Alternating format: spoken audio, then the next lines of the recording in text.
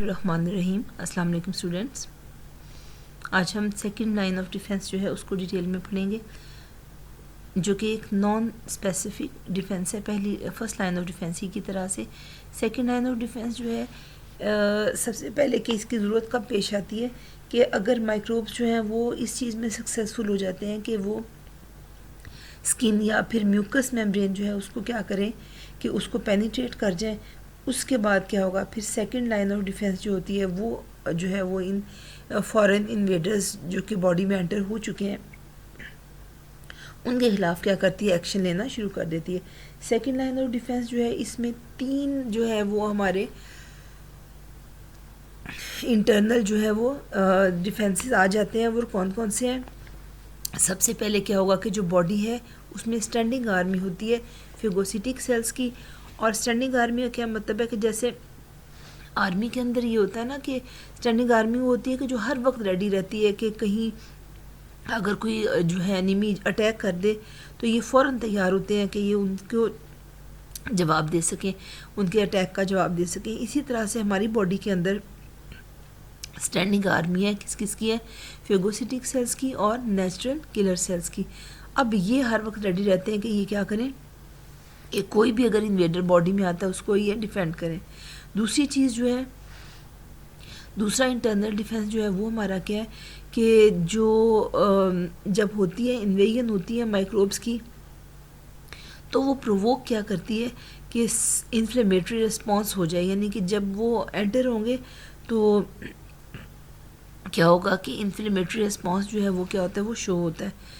इसके बाद तीसरी चीज़ जो है वो क्या होती है कि बॉडी जो है वो फीवर प्रोड्यूस अक्सर कर देती है। जो इन्फ्लेमेटरी रिस्पॉन्स है, जो फीवर है, इसको भी हमने अभी डिटेल में पढ़ना है आगे जाके। इसके बाद जो है वो इसके अलावा कुछ प्रोटेक्टिव प्रोटीन्स होती हैं, वो भी सेकंड लाइन ऑफ डिफेंस का जो है वो पार्ट है। और इसके अलावा जो एक और बात जो कि हमने पहले भी की है और वो ये है कि जो डिफेंसेस हैं ये नॉन स्पेसिफिक है, मींस के ये वैरायटी ऑफ जो है वो माइक्रोब्स जो है उनके खिलाफ जो है वो क्या करेंगे, आपको इम्यूनिटी प्रोवाइड करेंगे, आपको प्रोटेक्शन प्रोवाइड करेंगे इनके खिलाफ। अभी फ़िलहाल जो है हमने किलिंग सेल्स जो हैं उनको हमने डिटेल में डिस्कस करना है। तो किलिंग सेल्स ऑफ ब्लड जो है वो कौन से होते हैं कि ये वाइट ब्लड सेल्स हैं और ये जो है वो हम इनको क्या कहते हैं, हम इनको फेगोसाइट्स कह देते हैं।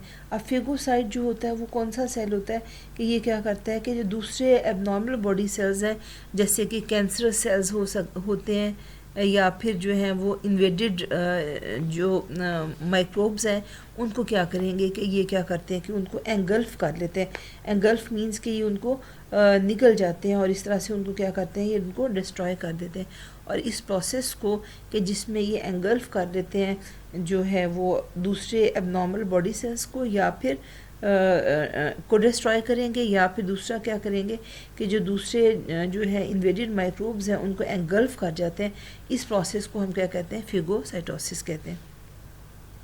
इस सारे काम में जो है two types of body cells जो हैं वो हमारे काम आएंगे और वो कौन कौन से हैं, यानी कि फेगोसाइट्स कौन कौन से हैं, मैक्रोफेजेस हैं और फिर न्यूट्रोफिल्स हैं।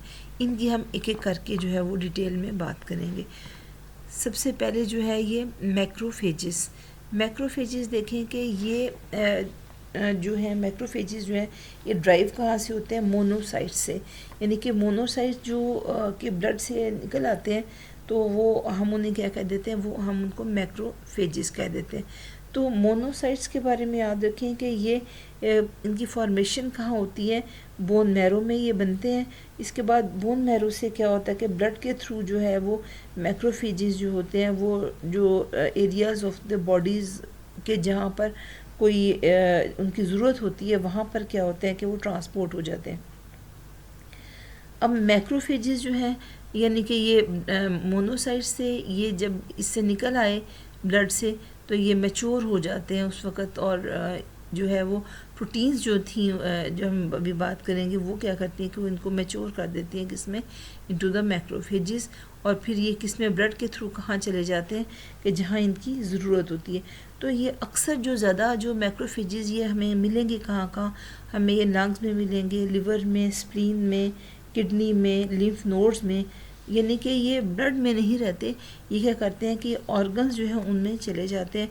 अब जब ये इन ऑर्गन में जाते हैं तो वहाँ पेट्रोल करते रहते हैं, मीन्स कि वहाँ पर ये मूव करते रहते हैं। जो सेल्स के दरमियान में जो स्पेसिस होती है ना, उनके दरमियान में ये क्या करते हैं कि ये मूव करते रहते हैं। और ये प्रोटेक्शन जो है वो कैसे देंगे कि ये कोई भी अगर माइक्रो ऑर्गेनिजम्स जो हैं जो कि टिश्यू में अगर एंटर हो जाते हैं तो ये उनको ट्रैप करके डिस्ट्रॉय कर देते हैं। अब जो मैक्रोफेजेस जब इंटरेक्ट करते हैं माइक्रोब से, ये जैसे आप ये देख सकते हैं कि ये मैक्रोफेज है और ये बैक्टीरिया हमने दिखाए हुए हैं कि कोई भी बैक्टीरिया के जो इसके अंदर एंटर हो गए।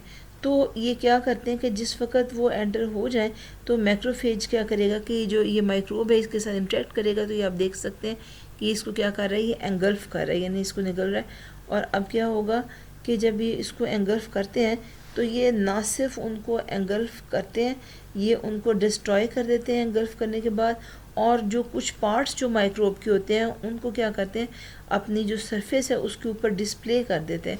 तो आप ये देख सकते हैं कि ये क्या किया इसने, इसको एंगल्फ भी कर लिया, इसके बाद इसको डिस्ट्रॉय भी कर देगा। और इसके कुछ पार्ट्स आप ये देख सकते हैं, ये देखें, ये देखें, ये देखें और ये देखें कि इसने क्या किया कि इसके कुछ पार्ट्स जो थे उनको अपनी सरफेस के ऊपर डिस्प्ले कर दिया।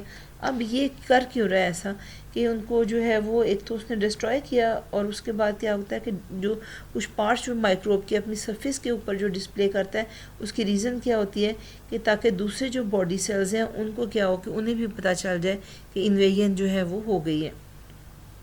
अब मैक्रोफेजेस जो हैं ये इसके अलावा एक और काम भी करते हैं कि ये सिक्रीट करते हैं बहुत सी डिफरेंट प्रोटीन्स को, कि जिस वक्त वो फेगोसाइटोसिस कर रहे होते हैं इसके साथ ही क्या करते हैं कि प्रोटीन्स जो हैं उनको भी ये सिक्रीट करते हैं। और कुछ प्रोटीन्स जो हैं अब वो उसमें से ही आप देख सकते हैं कि ये एक तो इसने डिस्प्ले कर दिया और फिर एंगल्फ करने के बाद क्या करता है उसको डिस्प्ले करता है और फिर सिक्रीट करता है प्रोटीन्स। अब ये प्रोटीन्स कौन कौन सी सिक्रीट करेंगे इसकी ज़रा थोड़ी डिटेल में चला जाए तो मैक्रोफेजेस जो हैं वो क्या करते हैं कि वो कुछ प्रोटीन्स जो हैं वो क्या होती हैं कि वो ट्रिगर करती हैं मैचुरेशन को मोनोसाइट्स की मैक्रोफेजेस में। तो आप ये देख सकते हैं कि ये प्रोटीन्स हैं जो इन्होंने सिक्रीट किए हैं और ये क्या करेंगी कि जो मोनोसाइट्स हैं इनको किस में चेंज कर देंगी, इनको मैक्रोफेजेस में। और इससे फ़ायदा क्या होता है कि इनका नंबर जो है वो इंक्रीज़, क्योंकि ज़ाहिर है जो बैक्टीरिया एंटर हो गए उनको ख़त्म भी तो करना है ना, तो उसके लिए मैक्रोफेजेस ज़्यादा चाहिए। तो क्या होगा कि मैक्रोफेजेस का नंबर बढ़ जाएगा, तो इस तरह से उनका इंक्रीज़ कर देते हैं नंबर। दूसरी जो है प्रोटीन वो है इंटरल्यूकिन 1, वो ये वाली है, ये देखें ये वाली इंटरल्यूकिन 1 जो है ये क्या करती है कि ये सिग्नल करती है ब्रेन को और वो क्या करता है कि वो बॉडी टेम्परेचर को राइज़ कर देता है। तो ये क्या होगा कि इंटरल्यूकिन 1 जो है वो क्या करेगी कि इसका बॉडी टेम्परेचर बॉडी का बढ़ा देती है इसके, और इस तरह से क्या होगा कि फ़ीवर प्रोड्यूस हो जाएगा। इसके अलावा कुछ और प्रोटीन्स होती हैं वो क्या करती हैं कि वो जो है स्पेसिफिक इम्यून रिस्पॉन्स जो है उसको वो क्या करेंगी, उसको वो इनिशिएट कर देती हैं। तो ये प्रोटीन्स हैं जो ये सिक्रीट करते हैं। इसके बाद जो है वो नेक्स्ट जो है वो क्या है, वो न्यूट्रोफिल्स आ जाते हैं। न्यूट्रोफिल्स जो हैं ये इनका ताल्लुक़ किससे है, इनका ताल्लुक़ ग्रैनुलोसाइट टाइप ऑफ WBCs यानी कि वाइट ब्लड सेल्स से होता है। ग्रैनुलोसाइट कौन से होते हैं कि जो WBCs हैं वो दो तरह से होते हैं, वो ग्रैनुलोसाइट्स और ए ग्रैनुलोसाइट्स। ग्रैनुलोसाइट्स कौन से हैं, जिनमें जो होता है साइटोप्लाज्म जो होता है वो ग्रैनुलर होता है, तो उनको हम ग्रैनुलोसाइट्स कह देते हैं। अब ये जो है ये हाईली शॉर्ट लिव्ड होते हैं, यानी कि ये बहुत ज़्यादा देर तक जो है वो रहते नहीं हैं और हाईली मोबाइल होते हैं। हाईली मोबाइल मीन्स कि ये बहुत मूव करते हैं। और इनमें एक और ख़ास बात होती है कि जो कैपिलरी वॉल्स जो होती हैं उनकी जो है ना सेल्स जो होते हैं उसमें से स्क्वीज़ करके निकल जाते हैं और ये टिश्यूज़ के उन पार्ट्स तक भी जाते हैं कि जहाँ दूसरे सेल्स जो हैं वो क्या होंगे कि वो एंटर नहीं हो सकते, तो ये वहाँ पर भी पहुँच जाते हैं। अब ये अमीबा की तरफ मूव करते हैं, यानी ये सूडोपोडिया बनाते हैं और ये अमीबा की तरफ मूव करते हैं और बहुत तेज़ी के साथ ये क्या करते हैं कि जो इन्फेक्टेड एरिया होता है वहाँ पर ये क्या करते हैं कि वहाँ जाते हैं और वहाँ जाके अपनी ड्यूटी जो है, अपना काम जो है वो परफॉर्म करते हैं। और अक्सर ये होता है कि ये ड्यूटी परफॉर्म करते करते जो है इनकी डेथ हो जाती है।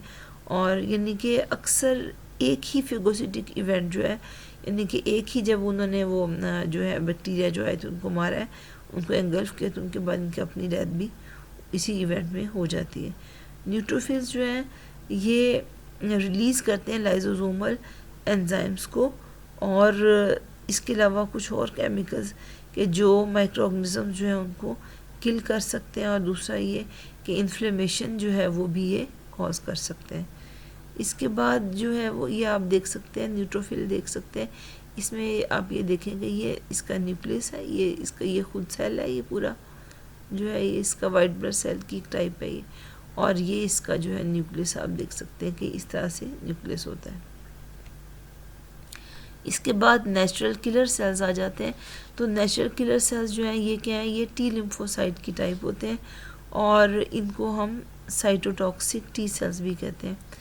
अब इन जनरल क्या होता है कि जो नेचुरल किलर सेल्स जो हैं वो डायरेक्टली जो इन्वेडिंग माइक्रोब्स हैं उनको डायरेक्टली अटैक नहीं करते, बल्कि इसकी बजाय ये क्या करते हैं कि नेचुरल किलर सेल्स जो है वो कैंसरस सेल्स या फिर वो बॉडी सेल्स के जिनके अंदर इन्वेजन हो चुकी हुई है वायरस से, उनको जो है वो क्या करते हैं कि उनको स्ट्राइक करते हैं।